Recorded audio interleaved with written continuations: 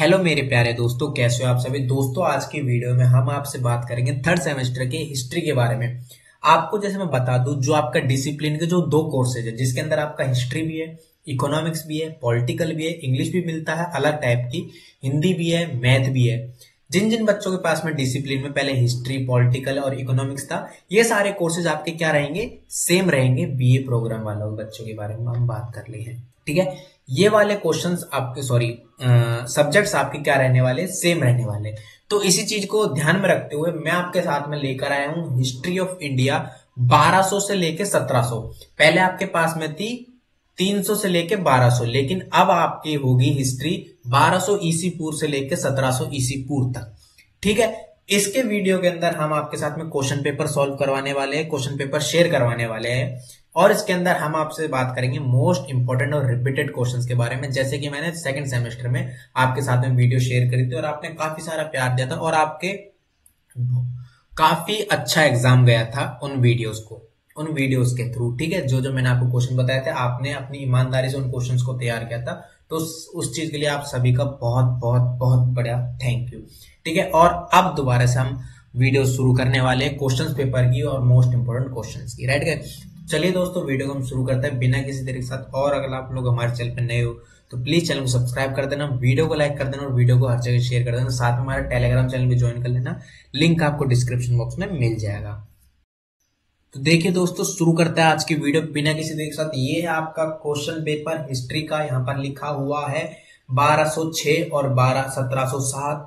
थोड़ी सी miss printing है दोस्तों, ठीक है, मिस प्रिंटिंग है, बिकॉज ये 2018 का पेपर है।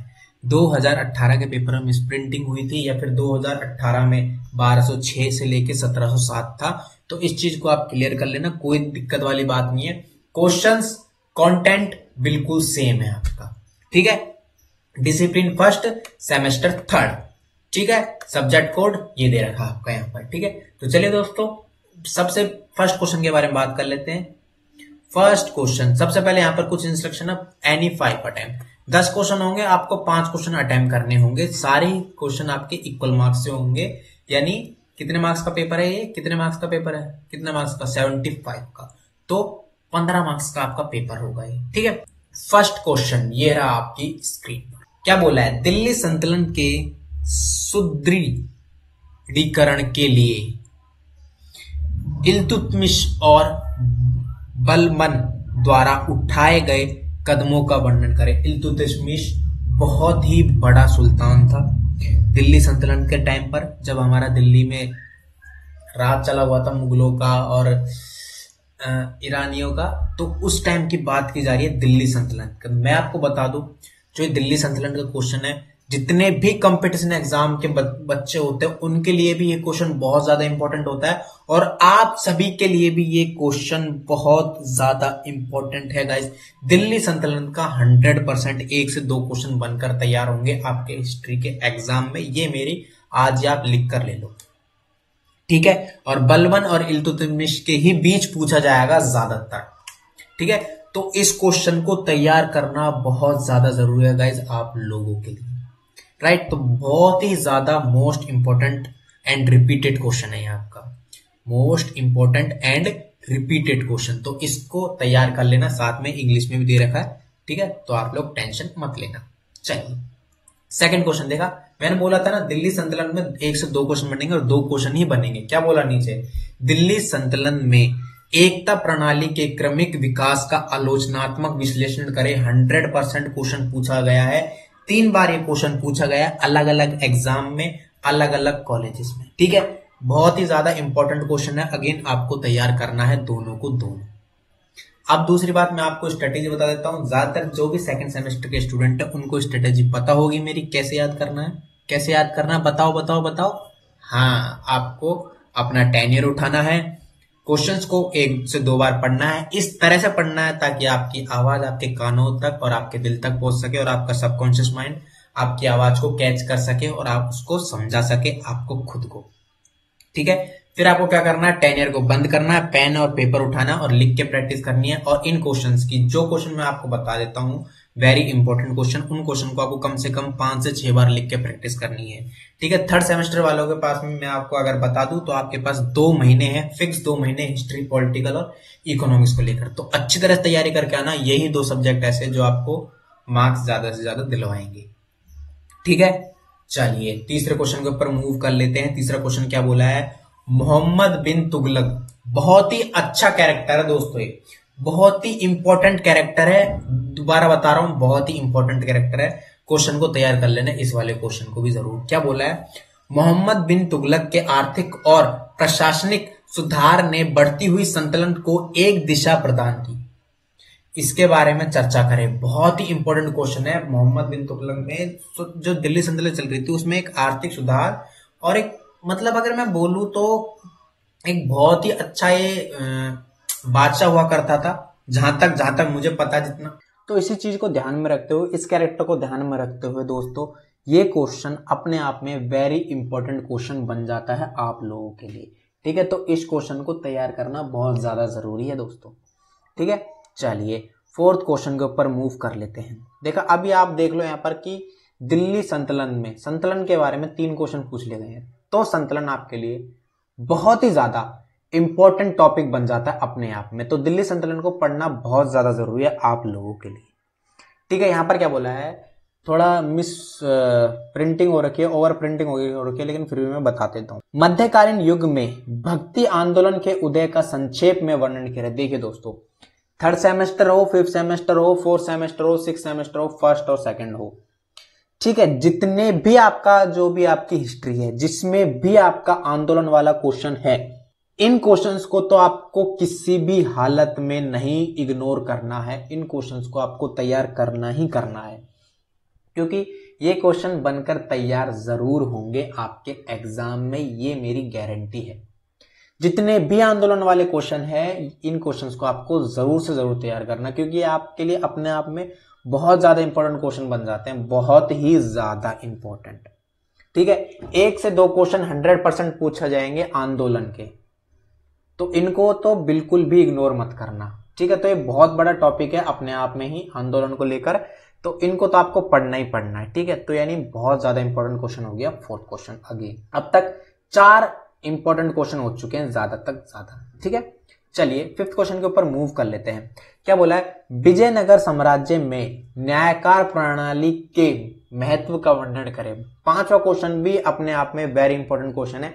विजयनगर के बारे में बहुत अच्छी चीजें बताई गई है हिस्ट्री के अंदर, सही से पढ़ना, बहुत ही बड़ा मजा आएगा आपको इसके अंदर।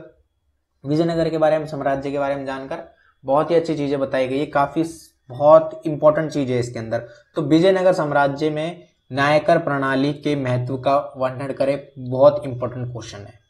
ठीक है, तो इस क्वेश्चन के ऊपर मूव कर लेते हैं। अकबर के अधीन मिश्रित शासन वर्ग का निर्माण मुगल साम्राज्य की स्थापना में उसकी सफलता का मुख्य कारण था।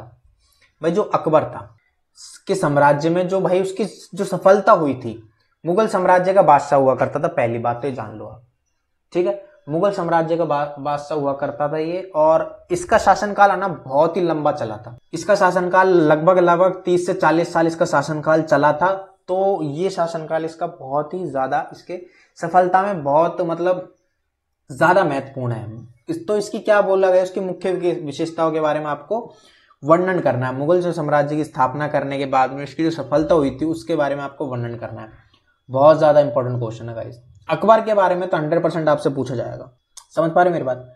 अकबर के बारे में 100% आपसे पूछा जाएगा। सो आई होप दोस्तों आपको इतनी बात समझ में आई है। अकबर के बारे में तो 100% आपसे पूछ जाएगा। मैं बता भी देता हूं अकबर किसका बेटा था। अकबर हुमायूं का बेटा था। ठीक है, जिसका जन्म अमरकोट में राजस्थान में हुआ था। ठीक है, इस बात को क्लियर कर लो। यहां पर देखो, अकबर के बारे में दोबारा पूछ लिया, दोबारा मैं बोल रहा हूं ना, अकबर आपके लिए बहुत ही इंपॉर्टेंट कैरेक्टर है। मुगल साम्राज्य को लेकर बहुत ही ज्यादा इंपॉर्टेंट कैरेक्टर बनकर तैयार है। अकबर से औरंगजेब के काल में मानसवादी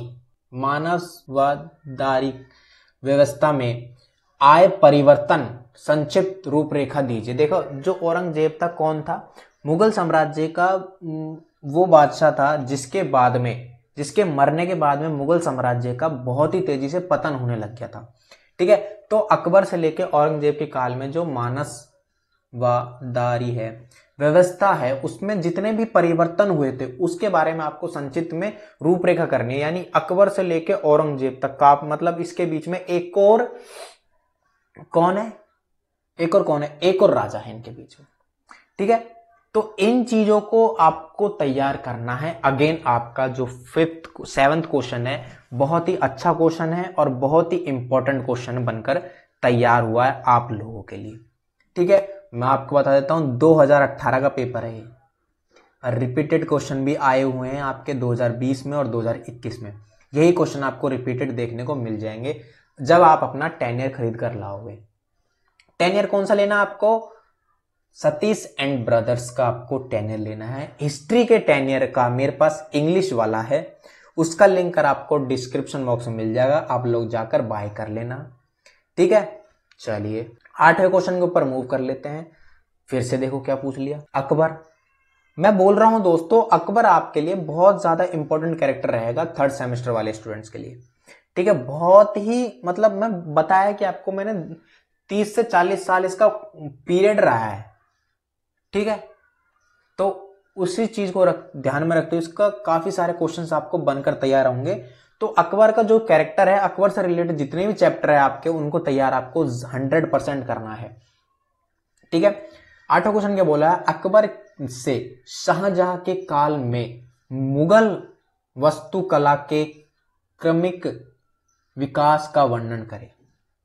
मैं जो आपको धीरे धीरे पढ़ रहा हूं तो ये मतलब सोचना कि मैं आपको पढ़ना नहीं आ रहा, मैं जानबूझकर धीरे धीरे पढ़ रहा हूं ताकि आप वर्डिंग को सही से समझे, क्योंकि यहां पर मिस प्रिंटिंग हो रखी है। ठीक है, आपके शाहजहां के बारे में पूछ लिया गया है इसमें, शाहजहां के काल तक। तो आपको ये क्वेश्चन बहुत ज्यादा इंपॉर्टेंट है, क्योंकि शाहजहां अकबर के बाद का काल था या पहले का, इतना मुझे याद नहीं। हुमायूं अकबर के पिता का नाम था, जो अकबर से पहले का शासन किया करते थे।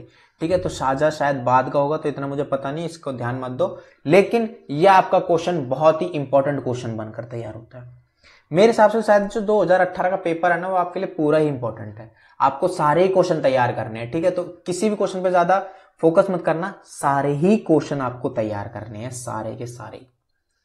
ठीक है, 9th क्वेश्चन के ऊपर मूव कर लेते हैं। शिवाजी के अधीन मराठा राज्य के उदय और संगठन का रेखांकन की। देखिए, कॉम्पिटिशन एग्जाम की जितने बच्चे तैयारी करते हैं, शिवाजी मराठास के बारे में जरूर पूछा जाता है।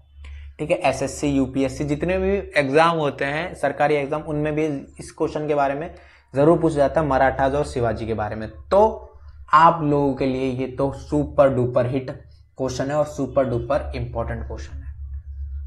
समझ पा रहे मेरी बात? तो अब तक के जो 9 क्वेश्चन थे सारे ही आपके लिए इंपॉर्टेंट थे। दूसरी बात, 2nd सेमेस्टर में आपने जितने भी बच्चों ने मेरी वीडियो देखी होगी, उनको पता होगा कि इन क्वेश्चंस को कैसे तैयार करना है। ये जो 10वां क्वेश्चन, लास्ट क्वेश्चन तैयार बनकर आते हैं, इन क्वेश्चन को कैसे तैयार करना है आप लोगों को। आपको अपना टेनियर उठाना है और आपके टेनियर में जितने भी सैंपल पेपर और जितने भी मॉडल टेस्ट पेपर और जितने भी प्रैक्टिस सेट है, उनके अंदर आपको हम हर पेपर के अंदर ऐसे क्वेश्चन आपको देखने को मिल जाएंगे। ठीक है, तो करना क्या है, उनके साथ साथ आपको इन क्वेश्चंस को तैयार करना है जरूर से जरूर। ऐसे क्वेश्चंस को आपको तैयार करना है। कैसे तैयार करना है, सिर्फ आपको ऊपर ऊपर से पढ़ना है, समझना है कि क्या क्या बोला जा रहा है, क्या क्या बोला जा रहा है। जैसे यहाँ पर अलाउद्दीन खिलजी के बाजार अधिनियम के बारे में पूछ लिया गया है, इसका क्वेश्चन आपको डायरेक्ट भी पूछ लिया जाएगा। ठीक है, इसमें आपका 7.5 मार्क्स से क्वेश्चन है, तो ये हो सकता है आपको डायरेक्ट भी पूछ लिया जाए क्वेश्चन। तो इन क्वेश्चंस को आपको इग्नोर नहीं करना है, इन क्वेश्चंस को भी आपको तैयार करना है। ठीक है, तो इस पेपर के अंदर मैंने आपको 10 क्वेश्चन बताए हैं, जिसके अंदर मैंने आपको 9 मोस्ट इंपोर्टेंट क्वेश्चन बताए हैं। इन क्वेश्चंस को आपको लिख के प्रैक्टिस करनी है, आपको लिख के तैयार करना है। ठीक है दोस्तों, प्लीज जो बात मैंने बोली है इसे बिल्कुल भी इग्नोर मत करना, आपके लिए बहुत ही अच्छी बातें हैं वो। ठीक है, आपके पास 2.5 से 2 महीने हैं, अच्छी तरह तैयारी करना, अपनी लिख के प्रैक्टिस करो जितना ज्यादा हो सके, ताकि आप पेपर में बिना रुके लिख के आ सको और आपका कॉन्फिडेंस लेवल हाई हो जाए। ठीक है, सो आई होप जो भी मैंने क्वेश्चंस आपको बताए, जो मैंने आपके साथ में पेपर शेयर किया, आपको अच्छा लगा होगा। और प्लीज अगर वीडियो पसंद है तो वीडियो को लाइक कर देना, चैनल को सब्सक्राइब कर देना और वीडियो को हर जगह शेयर कर देना। लेकिन गाइस वीडियो को लाइक जरूर कर दिया करो, बहुत मेहनत लगती है आप लोगों के लिए वीडियो बनाने में। Thank you so much guys.